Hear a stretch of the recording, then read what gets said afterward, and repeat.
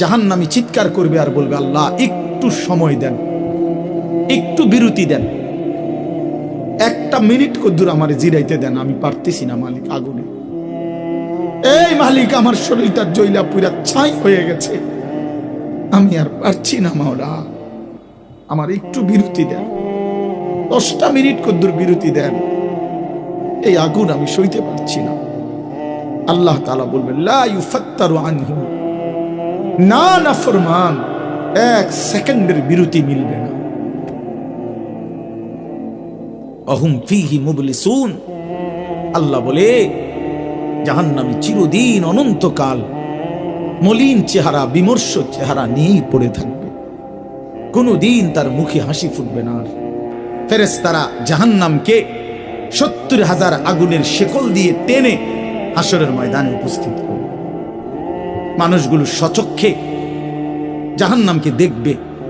জাহান্নাম একটা বিকট তারা আগুনের গর্জন, তীব্র আগুনের যখন একটা গর্জন উঠবে, আল্লাহর কসম নবী বলছে, পুরা হাসরবাসী তখন চিৎকার দিয়া বলবে, ইয়া রব্বি নাফসি নাফসি, আয় মাওলা আমাকে বাঁচান, আমাকে বাঁচান। এই প্রথম হাসরবাসী কথা বলবে, তাফসিরে আছে, হাদিসে, মানে প্রথম চুপচাপ দাঁড়ায় থাকবে, কিন্তু জাহান্নামকে যখন দেখবে, জাহান্নামের চিৎকার যখন শুনবে, তখন পুরা হাসরের ময়দানে চিৎকার উঠবে, ইয়া রব্বি নাফসি নাফসি, আল্লাহ আমাকে বাঁচান।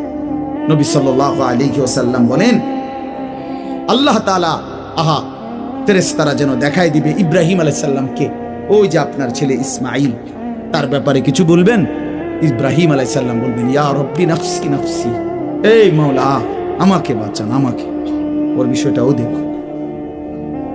ইয়াকুব আলাইহিস সালাম, ওনার ছেলে ইউসুফ আলাইহিস সালাম, এটা সেই ছেলে 40টা বছর দুনিয়াতে যার জন্য উনি কাঁদছিলেন। ফেরেশতারা বলবো, ওই যে ইউসুফকে দেখা যায়, তার ব্যাপারে কিছু বলবেন। ইয়াকুব আলাইহিস সালাম বলবেন, ইয়া রব্বি নাফসি নাফসি, এই মাওলা আমারে বাঁচান, আমার। ওটা বুঝো। অজি আয়াউমা ইদিন বিজাহান্নাম, জাহান্নামকে হাসরের ময়দানে আনা হবে বন্ধু। বিষয়টারে তুমি আমি খামখেয়ালি মনে করো না বাপ, এতগুলো কোরআনের আয়াত মিথ্যা হইতে পারে না। 1.25 লক্ষ নবী রাসূল, আদম থেকে নবী সাল্লাল্লাহু আলাইহি সাল্লাম, সমস্ত আম্বিয়া কেরাম চিল্লায়া উম্মতের দুয়ারে দুয়ারে গিয়ে আখিরাতের কথা বলছে, কবরের হাসরে। এগুলো ভুল হবে কেন, মিথ্যা হবে কেন ভাইয়া?